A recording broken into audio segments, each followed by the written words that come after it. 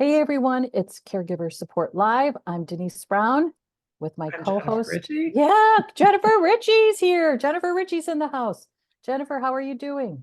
I'm good. How are you? I'm good. I'm good.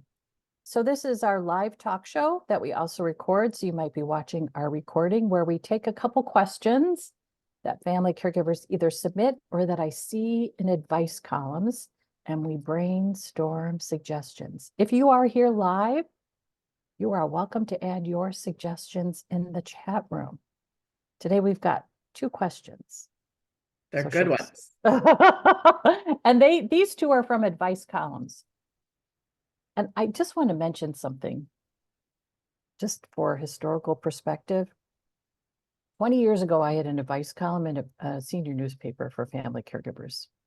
It was a lot of fun. And I tried to syndicate it. So I wrote to all the syndication services and they all wrote back, there is no need for this. And now, I mean, the Wow. advice columnists are always tackling caregiving Yes. issues constantly.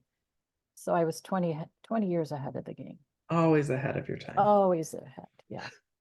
Okay, here's question number one. I live 4 hours from my elderly widowed mother. This is a side note. This is kind of a long question, but everything in the question is important. So I'm going to read it all. Back to the question. I will be in her area for a week very soon doing some work, and I plan to take her for brunch on Sunday. She does not drive. Making the arrangements, she managed to slide in. I thought you might like to go to church with me, meaning I want you to take me to church before brunch.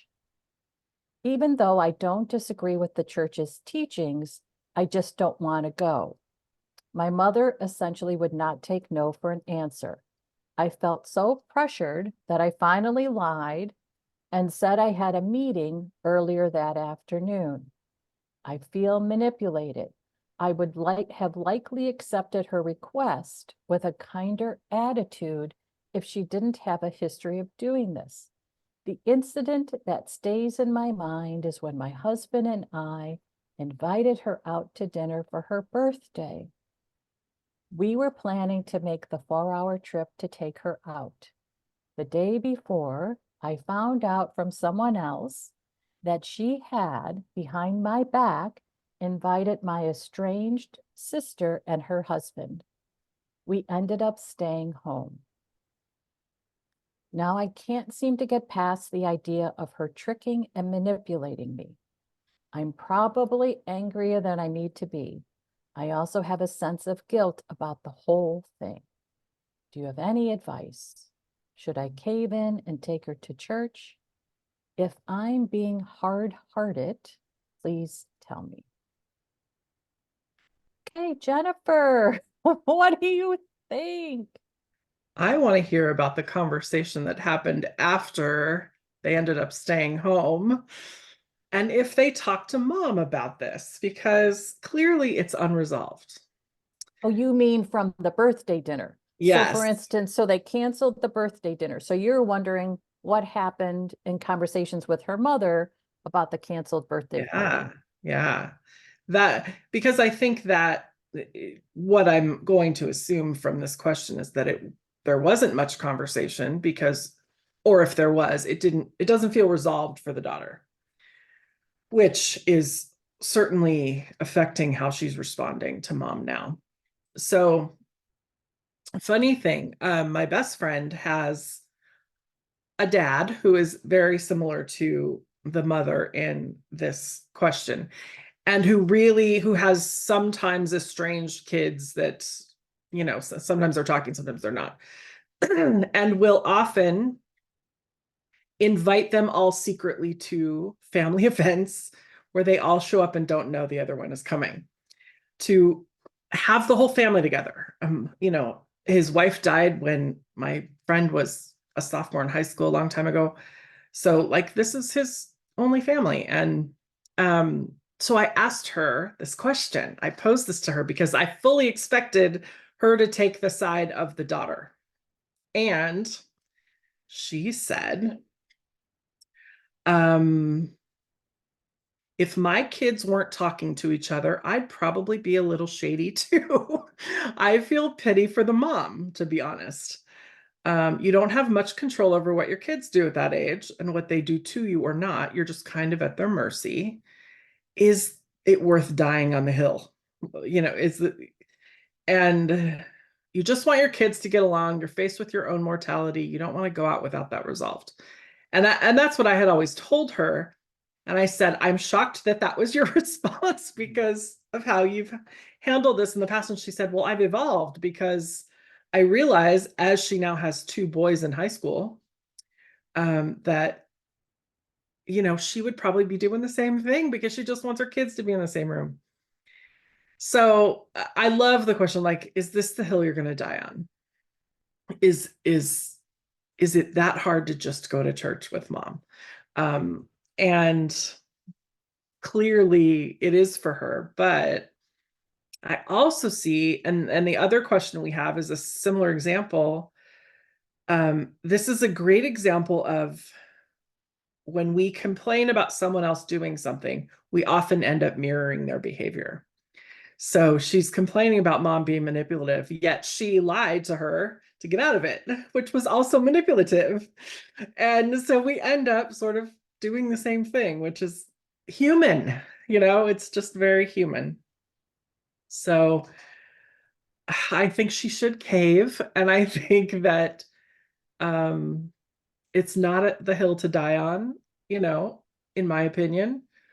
And sometimes I think the answer in the newspaper was like, sometimes a woman just wants to go to church. And I thought that was kind of Yeah, funny. she doesn't drive. Her mom needs a Yeah. ride to church. She needs a ride to church. And she Yeah. probably would enjoy having some company at church. Yeah. There's a And couple, there are other services that could probably take her to church, but daughter's going to be there anyway. right. Well, Yeah. here's what's really interesting about this that I think is overlooked. Her mother is going to need more help in future years. Mhm. It's really helpful to understand who's a possibility of who could help since you're 4 hours away. Go to church, see who Yeah. she interacts with, see who is a part of the church staff. Great point. Start developing relationships with them because they could be an asset for you because you live 4 hours away. Start to really think about who could help me if I need to start helping more.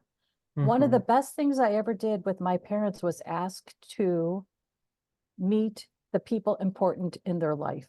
And it happened with a financial planner. Once I met the financial planner, I had a much better idea of some changes that we had to do, and it changed the conversation I had with my parents, who ultimately, because of an estranged sister, Mhm. left some people out of the will. The estrangement is difficult, and I get it. I get where you feel controlled and manipulated. I get where you kind of feel like I'm an adult now. Why is my mom treating me like a child? Why can't we just have honest conversations? And to your point, if we want honest conversations, we have to start the honest conversation. We have Yeah. to be the adult that says, Mom, I still feel a little funny about the birthday dinner I planned for you. Here's the other piece of it. And I get that we get tired of this. It's important to give ourselves space to be gracious. Mhm. We'll sleep better at night. The letter writer is clearly riddled with regret. She has no peace of mind about the birthday dinner or about the church. And I know that sometimes we have to grit our teeth being with people who we just don't like, including our siblings. And Mhm. sometimes that ability to be gracious and just take one for the team gives you a better night's sleep that night. Yeah. We regularly talked with my parents about our sister.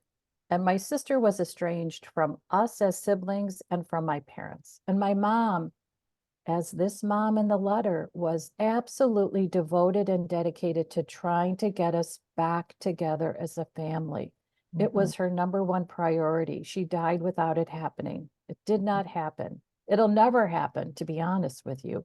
And Mhm. at times, my younger sister and one of my brothers, and not actually both my brothers, my brother has since died, but the four of us, when my other brother was still alive, would talk about my sister and how do we manage her and what do we do and what do we tell her when there was a family event. And it was a lot of work trying to figure out how to manage that. And Yeah. ultimately, we always supported our mom's desire for everyone to get together. And we would say, Mom, we totally understand that.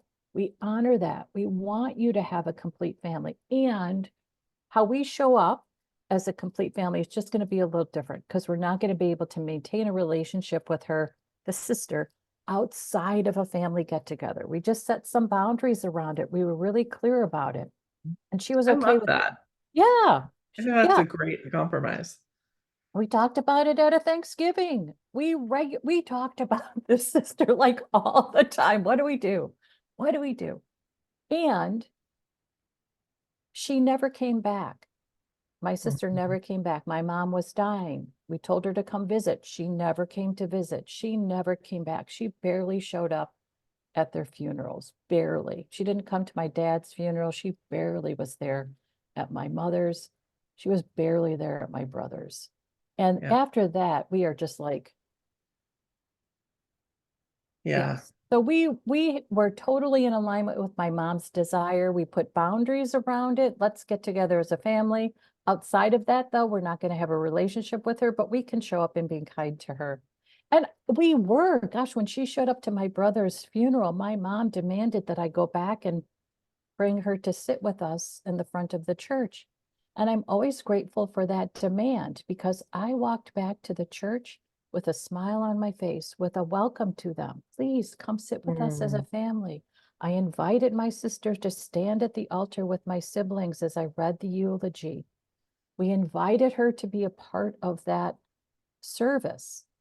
And I'm so grateful for that. Yeah. When I chose graciousness, I slept better at night. And I Mhm. appreciate that you have to grit your teeth during it because you're just like, this person's an idiot. Mhm. I mean, and we all talked about it afterwards. She's Yeah. an idiot. She's But an it's like idiot. that, it's the forgiveness is about us. You know, it's not about the other person. It's the same thing with forgiveness. It's like, I can still not like you. I can still be mad at what you did, but I'm going to forgive you for me, you know, so that I can sleep better at night. The other thing I was thinking too with this is, you know, this is how mom gets her needs met. And clearly it's worked in the past. I mean, it also didn't work with her birthday, but you know, you do what works. Oh, right. Yes. And if the manipulation works, You're going that's to the keep doing it, you strategy. know? That's the winning strategy. Well, and she's kind of been given no other choice because they're not having those honest conversations. Yeah. Right. So, Yeah. Yeah. um, a very real situation though. I loved this question. Yeah. I think it's good. And we think about the days are long and the years are short. That's one of Gretchen Rubin's quotes, I believe. And in a situation like that, her mom's years really are short. Yeah. And I don't know if you want to remember at some point later in life that you didn't take your mom to church. I mean, when you say it like that, you're just like, my gosh, what was I thinking that I just didn't go to church with her? Or Yeah. what was I thinking that I canceled the birthday dinner? Why didn't I just show up for a couple hours and just make the best of it? It's those moments that we're gracious, which actually call us to be courageous and brave, which is your Mhm. work. You Yeah. have to be brave to show up in a situation like that, which can feel out of your control. And it's those moments that we are grateful later in our life. So glad I was brave enough to show up and be gracious. You know, I do that with my son. Like if there's an event that is going on that I'm just like, oh, I'm dreading this. But I think about, you know what? I could not have this opportunity in a year. Like something could happen and I'm going to look back on this and go, you should have gone to that event. You know, you should have been there. And I think about that all the time. Absolutely. Yeah. Absolutely. And I think anytime you have an opportunity to better understand your caree's relationships, their schedule, their routine, you Yes. get good information that will help you later. Because those relationships you meet at church become the assets when you're trying to set up help and support. I love that you brought that up. I think that's so important. Okay, are we ready for question 2? Yes, This is a tough one too. I just think it speaks to it how is. They're both complicated. just very human. Yeah, here we go. My mother-in-law is on oxygen, is wobbly on her feet, can't hear or see very well, and is understandably forgetful. She lives by herself and refuses to have anyone help except me. She has 3 children, my husband and 2 siblings who live out of state, but I am the one who spends the most time with her and knows her condition the best. I called her primary doctor to say my mother-in-law should not be driving. My husband and I have had several large fights over this. His response is when she gets in an accident, then he will have that discussion with her. He knows that is a bad plan. I took her for her appointment, and the doctor did take away her driving privileges. The doctor asked me my opinion in front of my mother-in-law, and I said that although I don't get a vote, I think she should not be driving. Needless to say, she is devastated and furious at me. My husband is mildly annoyed that I called the doctor and said it wasn't my place. So now she is mad at me, still driving. My husband talked to her and said I did okay. I said I did it because I love her. She said she would be careful driving, and he said, okay. He refuses to tell her she shouldn't be driving because he would then have to deal with it. I have decided to stop mothering her. At lunch yesterday, I didn't help her in and out of the car or give her my jacket when she was cold. And when her oxygen wasn't on, I didn't tell her. My husband said I was being rude. I said I was treating her as an adult, that she couldn't have it both ways. Your opinion. Where do we start? There's so much here. Okay. So let's just start with like logistically, I don't even know if that's the right word, but just like services that are available here. There are services that are available, like the DMV and other services that are available sometimes in certain areas that will help with this situation. We did this with my grandfather. We had him assessed for driving. It was actually like more of a stroke or brain injury program, but they took him and they drove with him and they assessed him and they gave us the recommendations. I think that's an amazing service. I know it's not available everywhere, but we paid for it and it helped there be a neutral party. But going into all of the juiciness here, I do believe the problem here is the husband. And just not wanting to acknowledge the reality and not wanting to deal with mom's response. If he were smart and in his right mind, he would treasure the relationship that his wife and his mother have because she's it. And so to make her be the bad guy is really putting her in a horrible situation. I'm curious why she doesn't get a vote. She said, although I don't get a vote, why not? You're like the main caregiver. She is the primary family caregiver. She is the Yes. one. She is the one. She is the vote. Like, Yeah, she's the vote. it that struck me. Um the last, paragraph, I've decided to stop mothering her. That I just have a thing with, we don't mother our parents. We don't parent our No, at all. parents. Right. I know. Like that is nails on a chalkboard. And Nails on a chalkboard. it's everybody says it because it's just like, it's just part of our culture is like, I'm the mom now, but it's a whole paradigm shift in how we think about how we care for our parents. You're not a mother, you're caring for her. And what she was doing there was neglectful and Yes, really yes, concerning and yes, becoming just yes. as stubborn as her mother-in-law, you Uh, know?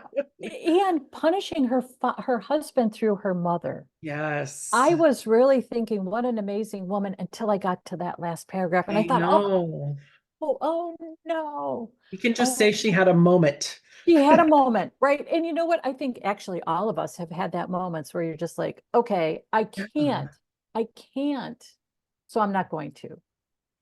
And hopefully she had some perspective about Yeah. that later, where she was like, wait, what am I doing? I'm withholding care, which is not going to help the situation. Oh, It's not about mothering her, it's withholding care, it's yeah. I neglect. also think it's important to really consider what a big transition it is for someone to stop driving. It is control of how they move from place to place and around. And my grandpa used to say, well, I can't walk, so how am I going to get anywhere? I got to drive. I was like, Grandpa, I don't know that that's the best, but like we had to go through this with him too. And he ultimately made the decision himself. It was lots and lots of conversations around it. And the moment that mom gets in a car accident and hits somebody and kills them, you're going to be responsible, sir. I mean, that is not something to sit back on. That was the one piece that I just didn't think they got, which is what a Yeah. hazard she is in her community Yeah. behind the wheel. And I think waiting until it's truly a problem is waiting way too long. And I think we have a tendency sometimes in caregiving to think, well, I can just wait. And waiting is never a good, waiting is often not a good solution. It's much better to be proactive because my heavens, how do you live with yourself if she's in a terrible accident that she survives, but Mhm. someone else doesn't? And I'm thinking of a pedestrian. What if Yeah. she hit a pedestrian? That would be terrible. That would be terrible. And I think you have to think outside of your family system and consider the community system in a situation like this and just think, we Yeah. can't allow this. She's unsafe. Her You driving can privilege, yes, you can take the wrath of your mom over yes, the death yes, of someone else. Like, yes, come on. exactly. Yes, Yeah. exactly, exactly. And people pleasing is hard to cure during a caregiving situation. It's Yes. very hard to cure. I get that. We are just like, I just gotta, she's my mom, I gotta go along with her. And this is where it gets really tricky with this idea that we're parenting our parents by taking away their privileges to drive, for instance. And that's not what it is. Mm. It's a very important distinction. It's about keeping someone safe. It's Mhm. about keeping a community safe. And at times that means working with healthcare professionals like a doctor to Mhm. revoke driving privileges. And then Yeah. if someone consistently drives afterward, that it's going to the next step, which is alerting the local police, Mhm. alerting the DMV. Yeah. And you could do that anonymously. Yes. Yeah. And it's unfortunate that the primary family caregiver is getting stuck in all this dysfunction. It's really unfair. I mean, you had such a great point when you said, why doesn't she get a vote? It's terrible that she's disempowered in this Yeah. situation, that she is doing it all. And clearly she was doing it all with great outcomes. She Mhm. cultivated a really good relationship with her mother-in-law, and then she becomes the bad guy, when Yeah. in truth, she is the good guy. So Mhm. somehow it all got screwed up, and people just didn't realize how screwed up it got. The Mhm. primary family caregiver is not the bad guy in this situation. It's the disease process that her mother-in-law has. It's the declines that her mother-in-law has. It's unfair that she has to go through this, giving up the cards. Absolutely unfair. I think it's interesting that we don't necessarily learn these conversation skills that can help when someone receives devastating news, like you cannot drive any longer. A doctor doesn't necessarily understand how to have that conversation. That doctor clearly didn't, because he really started with the primary family caregiver is the bad guy here by Uh, making her say it out loud. There are skills that you can use that can help talk about how terrible it is to give up the keys, to talk about how devastating this is, that it's a difficult change, to be supportive of the change with the mother-in-law, for instance. I know this just sucks, Mom. It sucks. And Yeah. I'm so grateful that you're doing your best to really just figure out how do we navigate now that something like this has caused such a significant change for us. You're making me think of a client I had a long time ago who had to go through this with her mom, and she was trying to appease mom and make her feel better. And I remember saying to her, you need to let her grieve this. Yes. Like she has every right to grieve Yes. this change. And it Yes. like, whoa, that changed everything for her. Yes. Yes. Let's It's a talk about how loss. bad, right. Let's talk about how bad this feels. Yeah. With my dad, we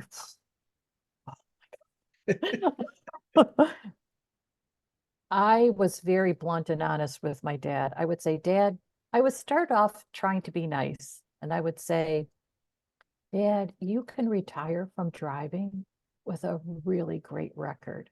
And that's amazing that you've been driving for 70 years and you've got this great record. And I wanted just as an aside, he was a terrible driver. And it was only by sheer Luck. luck.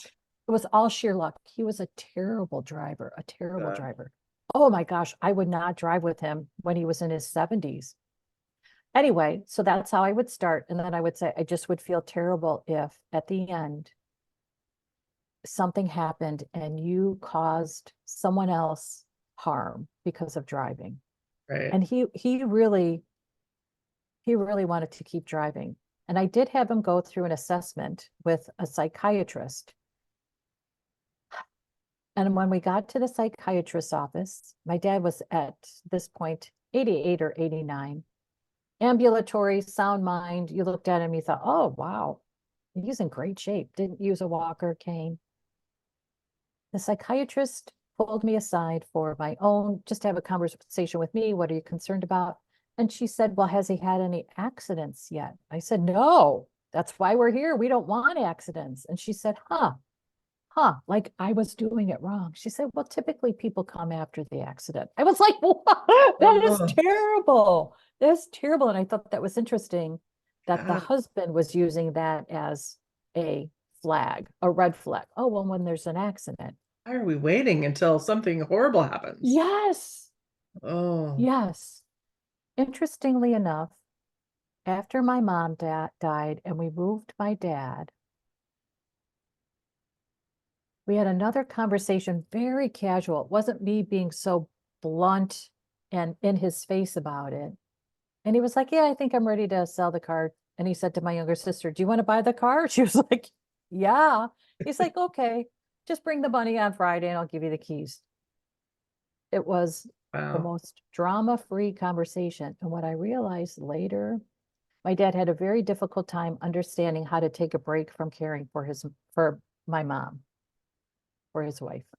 He thought that it was best that he stayed ever present. We, of course, thought that was terrible. And including my mom, she was like, my God, I wish he'd give me a break and go somewhere, do something.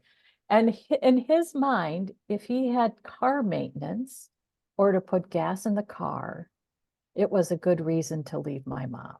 He Oh, wasn't being irresponsible. He wasn't being selfish. That was a good reason to get out, taking wow. care of the car. And I realized that after my mom died, and he was like, here's the car. I don't want it anymore. But oh my God, he wanted to go. He wanted a break. And the only way he felt he could take one was when he took care of the car. Yeah. Oh, Yeah. Yeah. what a good insight. I tried, Jennifer. I tried. I tried. Boy, I tried. Anyway, so in this situation, we would ask the primary family caregiver to empower herself to step fully into her role. She is the one who knows best. She is the one that does most. And it's okay if she creates the rules, so to speak, and it's no driving. Let's talk about how that feels. Let's put plans in place to help you through this transition. And to the spouse, it's honey, get over it. Here's the new game we're playing, and it's a game called Honest Conversations, Keeping the Community Safe. Yeah. And if you need support with that, you go get your support. Yeah, that's right. Talk to your siblings about what a Yeah. terrible person I am, but yeah, but enough. You know what else I think is interesting? This was one of the very first points that you brought out, which is the idea that the daughter-in-law is this amazing resource for the family. And I would love to see the family take care of her as the resource and have conversations about what do you need from us?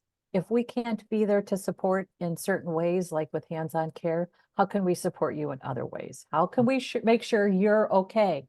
Because what if the daughter-in-law really says, I'm out? Yeah. It's really important to take care of the resource that's doing the work. And the daughter-in-law is the resource that's doing the work. So I also hope that Yeah. the husband and his siblings step up to take care of her. And I think that's what she was doing at the end of this question, is saying, like, if I don't get a vote, then what am I doing here? Yes. Like, Yes. that's what I want to believe was happening. Like, she wasn't trying to be neglectful. She was just trying to say, like, not mom can't have it both ways, but you can't have it both ways. Like, Yeah. you can't have me doing all the work and not give me a vote. Yeah, right. And not back me up Yeah. and not be able to get some spine and say, yeah, absolutely. She is a danger. She is a danger Yeah. with the driving. Yeah. Okay, we had Good time. stuff. Yeah, we had time for 2 questions today because those were great questions. Yeah. Great questions. And I think it's just a reminder that we all face these really challenging situations. And the reason that we want to do this show is to really let you connect with us, to know that we're here to support you in your challenging situations. And we love to brainstorm and think of suggestions and ideas. Yes. So when you bring something to us, you are energizing us because it's really, I don't want to say fun. What would be the word? It's really, we enjoy the ability to be of service to you. And this is one of the ways we're of service to you. And it's allows us to be creative, and because there's no like one size fits all here. It really is. No, no, Got to get no. creative and use all the resources you have. Yes. Okay, Jennifer, you are one of our certified caregiving consultants. You're a life coach. You support clients. So if someone would like to schedule you for a complimentary session, how can Yes. they do that? They can do that. You can email me at jennifer@becomingbravecoaching.com, or you can go to becomingbrave.as.me/caregiving. And I'll put the email address Yes. and the A website mouthful. in the show notes so that you'll be able to reach out to Jennifer. And if you'd like to join us live, we do this on the first Friday of every month at 2 p.m. Eastern Time. And we'd love to add your voice to our suggestions and our ideas. Yeah. Okay, thanks, Jennifer. Thank Thanks for you. everybody who's watching. We appreciate you so much. See you next time. I'm Denise Brown. Bye-bye. Bye-bye.